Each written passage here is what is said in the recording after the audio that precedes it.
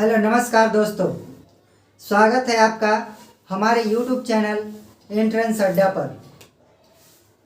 आज हम लोग आधुनिक भारत स्टार्ट करने वाले हैं, जो हिस्ट्री का एक बहुत ही इम्पोर्टेंट चैप्टर है। और इससे जो है आधुनिक भारत से काफ़ी सारे क्वेश्चन एग्ज़ाम में बनते हैं। और ये जो है दोस्तों, ये जो चैनल है स्पेशली जो है पैरामेडिकल, एएनएम, जीएनएम, बीएड, ये सब का एंट्रेंस एग्ज़ाम जो होता है उसके लिए जो है इसमें तैयारी कराया जाता है। वैसे अगर आप देखते हैं तो और भी अदर एग्ज़ाम जैसे जनरल कंपटीशन जो होता है उसमें जो होता है जीके जो होता है एक ही तरह का पूछा जाता है, उसमें कोई जो है अंतर नहीं होता है जीके का। तो आप लोग भी देख सकते हैं जिसका जीडी का एग्ज़ाम है, जिसका और भी आने वाला एग्ज़ाम एमटीएस का है या फिर और भी कोई एग्ज़ाम देना चाहते हैं तो उनके लिए ये बहुत ही लाभदायक होगा, जिसमें जीके पूछा जाता है। ठीक है, तो चलिए स्टार्ट करते हैं। और ये जो है आधुनिक भारत को काफ़ी शॉर्टकट विधि में हम सिखाए हैं, मतलब बताने की कोशिश किए हैं। और इसमें जो है मेन टॉपिक ही लिखा हुआ है, मेन जो है नोट वो लिखा हुआ है। ठीक है, अगर आप कहेंगे तो और भी विस्तार में इसका बना देंगे। तो चलिए स्टार्ट करते हैं वीडियो को। सबसे पहले मैंने लिखा है भारतीय राष्ट्रीय कांग्रेस। तो जैसा कि आप जानते हैं भारतीय राष्ट्रीय कांग्रेस की स्थापना 1885 में ए.ओ. ह्यूम ने किया था। ए.ओ. ह्यूम का पूरा नाम क्या है? तो एलन एक्टोबियम ह्यूम। ठीक है, पूरा नाम पूछता नहीं है, केवल आप याद रखिएगा कि 1885 में ए.ओ. ह्यूम ने क्या किया था? कांग्रेस का स्थापना किया था। और ये जो है शुरुआत में जब ये स्थापना हुआ था उस समय केवल 72 ही मेंबर थे। ठीक है, 72 मेंबर्स के साथ भारतीय राष्ट्रीय कांग्रेस की स्थापना हुआ था। प्रथम अध्यक्ष कौन थे? तो प्रथम अध्यक्ष डब्ल्यू.सी. बनर्जी थे। तो डब्ल्यू.सी. बनर्जी प्रथम अध्यक्ष थे। पूछेगा कि जो प्रथम अध्यक्ष डब्ल्यू.सी. बनर्जी थे तो बताइए कि किस लॉर्ड के समय ये जो है भारतीय राष्ट्रीय कांग्रेस का स्थापना हुआ था? तो लॉर्ड डफरिन के समय भारतीय राष्ट्रीय कांग्रेस का स्थापना हुआ था। और इसमें मैं बताना चाहूँगा कि ये जो भारतीय राष्ट्रीय कांग्रेस की स्थापना लॉर्ड डफरिन के समय हुआ था, तो लॉर्ड जो है काफ़ी सारे बच्चे भुला जाते हैं कि लॉर्ड कर्जन के समय हुआ, डफरिन के समय हुआ, या फिर काफ़ी सारे लॉर्ड है, इसमें कंफ्यूज हो जाते हैं। तो एक बार ध्यान दीजिएगा, याद रखिएगा एकदम कि भारत की आज़ाद करवाने में भारतीय राष्ट्रीय कांग्रेस का काफ़ी जो है महत्वपूर्ण हाथ रहा था। और ये जो है भारतीय राष्ट्रीय कांग्रेस जो है इसका जो उस समय जो स्थापना हुआ था उस समय डफरिन था। तो इसको कैसे रिलेटेड याद करना है, रिलेट करके कि जो डफरिन था बहुत बड़ा डफर था। डफरिन बहुत बड़ा डफर था जो भारतीय राष्ट्रीय कांग्रेस का स्थापना किया। ठीक है, भारतीय राष्ट्रीय कांग्रेस का स्थापना किया, उसी कारण से हमारा देश जो है कुछ हद तक आज़ाद करने में बहुत सारा हाथ भारतीय राष्ट्रीय कांग्रेस का रहा था। तो डफर से डफरिन याद रखेंगे। ठीक है, आगे है कि प्रथम पारसी अध्यक्ष क्या थे, कौन थे? तो प्रथम पारसी अध्यक्ष थे दादा भाई नौरोजी। ठीक है, ये कलकत्ता अधिवेशन की अध्यक्षता किए थे, कौन? दादा भाई नौरोजी। ठीक है, प्रथम मुस्लिम अध्यक्ष पूछ दे कि बताइए भारतीय राष्ट्रीय कांग्रेस का प्रथम मुस्लिम अध्यक्ष कौन थे? तो प्रथम मुस्लिम अध्यक्ष बदरुद्दीन तैयब थे और ये बने थे 1887 के मद्रास अधिवेशन में। ठीक है, नेक्स्ट है प्रथम अंग्रेज अध्यक्ष।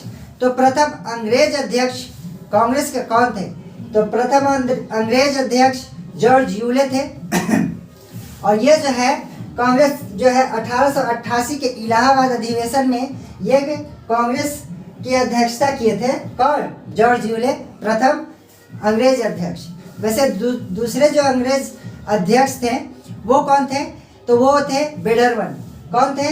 लॉर्ड बेडरवन थे, जो दूसरे कांग्रेस के अध्यक्ष थे, अंग्रेज अध्यक्ष थे।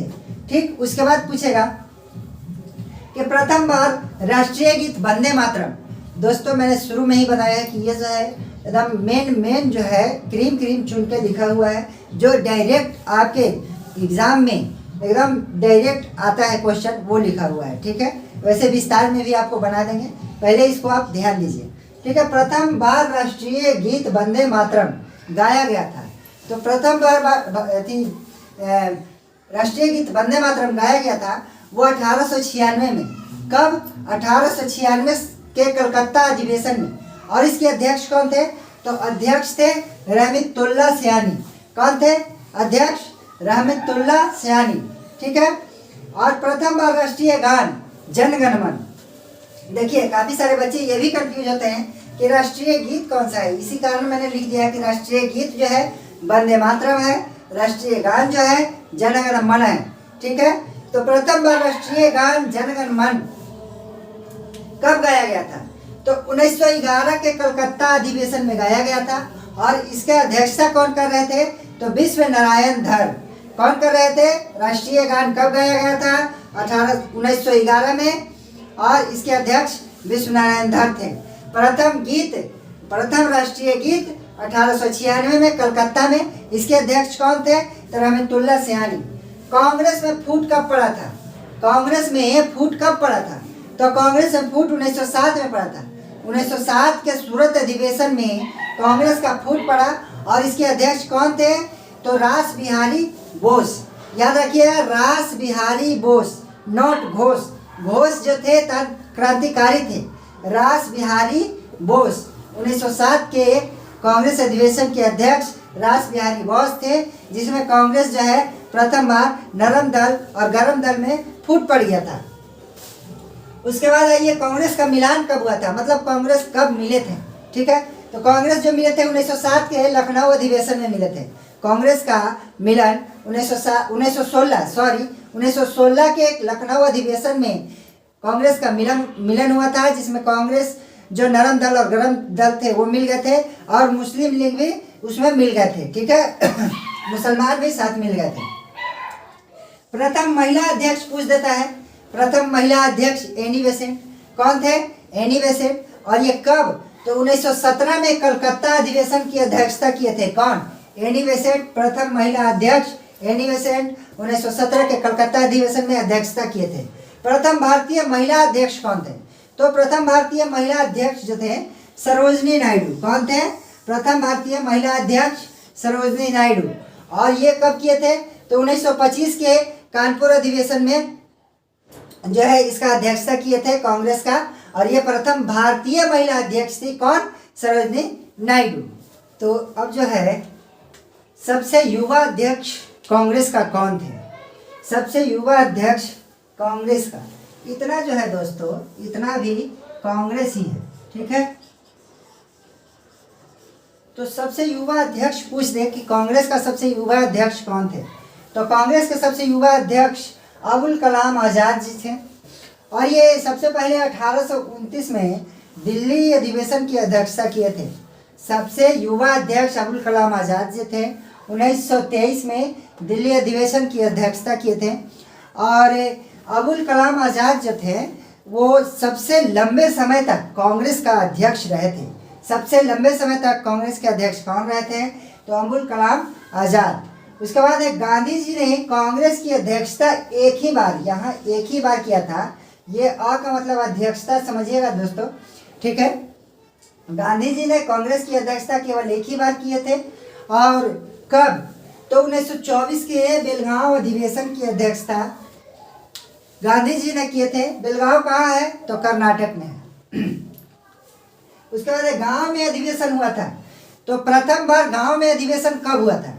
तो प्रथम बार गांव में अधिवेशन 1937 में जेल नेहरू ने किया था। जेल नेहरू का मतलब जवाहरलाल नेहरू। ठीक है। तो सबसे पहले गांव में अधिवेशन कहाँ हुआ था? तो हुआ था 1937 में, जवाहरलाल नेहरू ने किया था। और ये हुआ कहाँ? तो गांव में अधिवेशन फैजपुर में हुआ था 1927 में, जवाहरलाल नेहरू ने किया था। आज़ादी के समय कांग्रेस के अध्यक्ष पूछ देता है कभी कभी एग्जाम में कि आज़ादी के समय कांग्रेस के अध्यक्ष कौन थे? तो JB कृपलानी। ठीक है। इतना तो मैंने कांग्रेस के बारे में इतना मैंने बताया, जो आपका इम्पोर्टेंट जो है एग्ज़ाम के व्यू से वो मैंने बताया है। और भी कई सारे टॉपिक है जो कांग्रेस का जो अधिवेशन हुआ था उसमें से, तो उसमें जो है अगला वीडियो में मैं आपको बताऊंगा। अगर आप लोग को कमेंट करते हैं कि हाँ वो सब भी बता दीजिए तो ठीक है। और ये मैंने क्रीम केवल चुनकर इसमें लिखा था, जो आपके इंट्रेंस एग्जाम के खोपड़ी में छेद करने वाला ये सब क्वेश्चन है, ठीक है। उसके बाद है बेलूर मठ और रामकृष्ण मिशन। मैंने दोनों जो है एक ही जगह लिखा है ताकि आप लोग को याद करने में कठिनाई ना हो, ठीक है। तो बेलूर मठ और रामकृष्ण मिशन की स्थापना किसने किया था? तो किसने किया था? स्वामी विवेकानंद। स्वामी विवेकानंद जी ने रामकृष्ण मिशन और बेलूर मठ की स्थापना किया था। बेलूर मठ की स्थापना 1887 में, और उसके 20 साल बाद क्या है, उसके 20 साल बाद 1897 में स्वामी विवेकानंद जी ने रामकृष्ण मिशन की स्थापना किया था, ठीक है। उसके बाद इनका अन्य नाम जो जाना जाता है वो है तूफानी हिंदू। पूछेगा तूफानी हिंदू के नाम से किसे जाना जाता है? तो तूफानी हिंदू के नाम से स्वामी विवेकानंद जी को जाना जाता है। बोलेगा भारतीय पुनर्जागरण का पिता किसे कहा जाता है? तो स्वामी विवेकानंद जी को। किसे कहा जाता है? स्वामी विवेकानंद जी को भारतीय पुनर्जागरण का पिता कहा जाता है।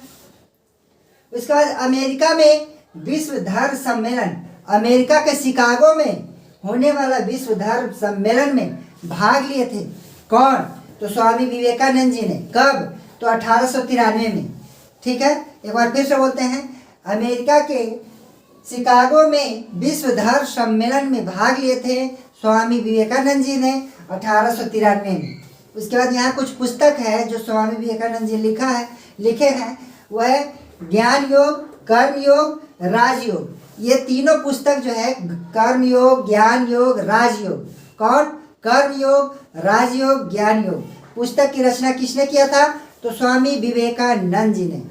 ये जो है वर्ड उन्होंने कहा था, उठो जागो और तब तक नहीं रुको जब तक लक्ष्य की प्राप्ति न हो जाए। ये भी स्वामी विवेकानंद जी ने कहा था, ठीक है। तो इतना तो मैंने आपको बताया है, और आगे भी जो है इसी तरह, मतलब एक ही साथ, जैसे इसका जो बेलूर मठ हो गया, रामकृष्ण मिशन, इस टाइप का जो है आगे भी वीडियो आता रहेगा आपको। और ये जो है आधुनिक भारत यानी मॉडर्न हिस्ट्री का जो सेशन स्टार्ट हुआ है, ये डेली 1 या 2 वीडियो डाला जाएगा आप लोग को। और ये जो है आपके एग्ज़ाम में डायरेक्ट पूछा जाता है, ये सब क्वेश्चन मेन टॉपिक आपका मिल रहा है। तो अगर वीडियो आप लोग को अच्छा लगता है तो प्लीज़ चैनल को लाइक, सब्सक्राइब और शेयर ज़रूर करें। आज के लिए इतना ही, धन्यवाद।